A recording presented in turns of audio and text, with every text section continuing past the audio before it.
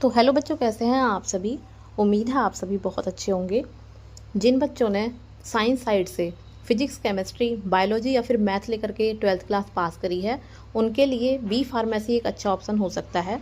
तो अगर आप बी फार्मेसी करना चाहते हैं गवर्नमेंट या प्राइवेट यूनिवर्सिटी से या फिर कॉलेज से, तो उसमें एडमिशन लेने के लिए सबसे पहले आपको एक OCET देना होगा, ऑनलाइन कॉमन एंट्रेंस टेस्ट।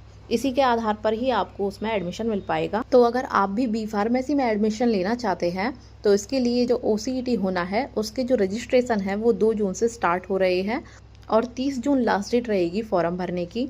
1 जुलाई लास्ट डेट रहेगी आपकी फ़ीस सबमिट करने की। 1 जुलाई को शाम 5 बजे तक ही आप अपनी फ़ीस सबमिट कर सकते हैं। टाइम का विशेष ध्यान रखिएगा। 4 जुलाई से आपका एडमिट कार्ड डाउनलोड होने शुरू हो जाएंगे। 7 जुलाई से लेकर 9 जुलाई तक आपका ये जो एग्ज़ाम है वो करवाया जाएगा। 16 जुलाई को इसका रिजल्ट अनाउंस हो जाएगा, आपकी रैंक आपको बता दी जाएगी। इसके बाद फर्स्ट काउंसलिंग के लिए आप 17 से 20 जुलाई तक अपनी चॉइस फिल कर सकते हैं कॉलेजेस की, किस कॉलेज में आपको एडमिशन लेना है। और सेकंड काउंसलिंग के लिए 28 से 30 जुलाई तक आप चॉइस फिलिंग कर सकते हैं। 21 जुलाई को फर्स्ट काउंसलिंग की सीट्स अलॉट हो जाएंगी और 1 अगस्त को सेकंड काउंसलिंग की सीट्स अलॉट होंगी। 22 से 25 जुलाई तक आप अपना एडमिशन करवा सकते हैं फिजिकली प्रेजेंट होकर के कॉलेज में फर्स्ट काउंसलिंग के लिए, ठीक है। सेकंड काउंसलिंग के लिए 2 अगस्त से 5 अगस्त तक आप अपना एडमिशन करवा सकते हैं फिजिकली प्रेजेंट होकर के।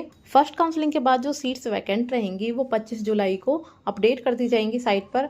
इसी तरह से सेकंड काउंसलिंग के बाद जो सीट्स वैकेंट रहेंगी वो 5 अगस्त को अपडेट कर दी जाएंगी। 25% जो सीट्स हैं वो आपकी गवर्नमेंट कॉलेजेस और यूनिवर्सिटीज़ में है। 75% जो सीट्स हैं वो प्राइवेट यूनिवर्सिटीज़, डीम्ड यूनिवर्सिटीज़ या फिर जो सेल्फ फाइनेंस बी फार्मेसी के इंस्टीट्यूट्स होते हैं उनमें होती हैं, ठीक है। जो 25% सीट्स होती हैं गवर्नमेंट कॉलेजेस में या फिर यूनिवर्सिटीज़ में, उनमें से HOGC के लिए 50% कोटा होता है, स्टेट कोटा, ठीक है। और 50% होता है रिजर्व कैटेगरीज के लिए। उस 50 में से 20% कोटा होता है SC कैटेगरीज के लिए। BCA के लिए होता है 16%, BCB के लिए होता है 11% और दिव्यांग जो होते हैं फिजिकली हैंडीकैप उनके लिए होता है 3% कोटा। तो इस तरह से जो सीट्स हैं वो डिवाइड की जाती हैं। फीस की अगर आप बात करें तो 1000 रुपये फीस रहेगी जनरल कैंडिडेट्स के लिए, मेल्स के लिए, और 700 रुपये फीस रहेगी रिजर्व कैटेगरीज के लिए और फीमेल्स के लिए, ठीक है।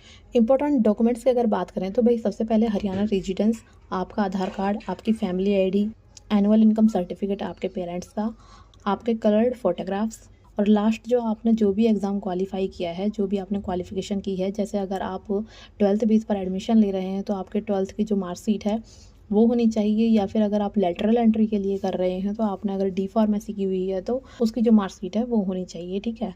कैटेगरी सर्टिफिकेट आपका होना चाहिए, करेक्टर सर्टिफिकेट होना चाहिए, और एक जो ये मेरिट कार्ड होता है वो आपका होना चाहिए। अगर कोई स्पेशल कैटेगरी है आपकी तो वो भी सर्टिफिकेट आपका होना चाहिए। मेडिकल फिटनेस सर्टिफिकेट होना चाहिए, आपका आधार कार्ड होना चाहिए, एंटी रैगिंग सर्टिफिकेट होना चाहिए, और OCET का जो रिजल्ट कार्ड है वो भी होना चाहिए, और जिस रैंक के अकॉर्डिंग आपको सीट अलॉट हुई है वो भी आपको निकलवा लेना है, प्रिंट करवा लेना है। इन सभी चीज़ों की फ़ोटोकॉपी आपको करवा लेनी है। जिस टाइम आप फिजिकल रिपोर्टिंग के लिए जाओगे इंस्टीट्यूट में तो वहाँ पर आपके जो है ओरिजिनल डॉक्यूमेंट्स वेरीफाई किए जाएंगे।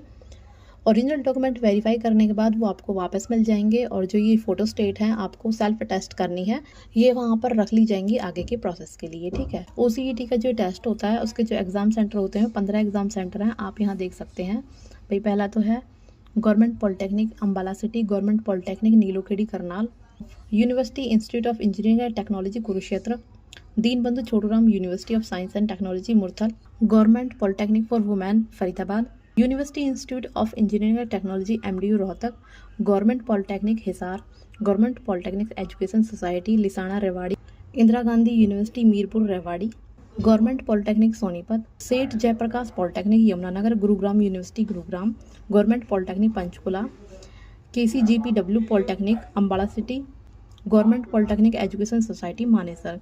ये जो 15 सेंटर्स हैं ये आपके एग्ज़ाम सेंटर्स रहेंगे OCET के लिए, ठीक है। एग्ज़ाम पैटर्न की अगर बात करें तो भाई 90 नंबर का पेपर होगा, 90 ही क्वेश्चंस होंगे। अगर आपने बायोलॉजी ली है तो भाई 15 नंबर की तो जूलॉजी होगी और 15 की होगी बॉटनी, ठीक है। इसके अलावा 30 नंबर की फिजिक्स होगी और 30 नंबर की होगी केमिस्ट्री। और अगर आपने मैथ सब्जेक्ट लिया है तो 30 नंबर का मैथमेटिक्स होगा। बायोलॉजी वाले सब्जेक्ट जो हैं जैसे जूलॉजी और बॉटनी, ये सब्जेक्ट उसमें नहीं होंगे। फिजिक्स होगी 30 नंबर की और केमिस्ट्री होगी 30 नंबर की, ठीक है। इस तरह से 90 नंबर का पेपर होगा। सिलेबस की अगर बात करें तो जो आपके 10+1 और 10+2 का जो भी सिलेबस है फिजिक्स केमिस्ट्री मैथ का, वही सिलेबस रहेगा। लेटरल एंट्री वालों के लिए भाई ये जो सब्जेक्ट्स हैं ये सारे सब्जेक्ट्स कवर करेंगे 90 नंबर के पेपर में, ठीक है। 90 मिनट का ही आपको टाइम दिया जाएगा पेपर सॉल्व करने के लिए। तो ये थी कुछ इंपॉर्टेंट चीज़ें इसके बारे में। अगर आपको कोई क्वेश्चन रहता है तो आप कमेंट कर सकते हैं। बाकी वीडियो अगर आपको हेल्पफुल लगे तो प्लीज़ वीडियो को लाइक कीजिएगा और चैनल को सब्सक्राइब कीजिएगा। Thank you.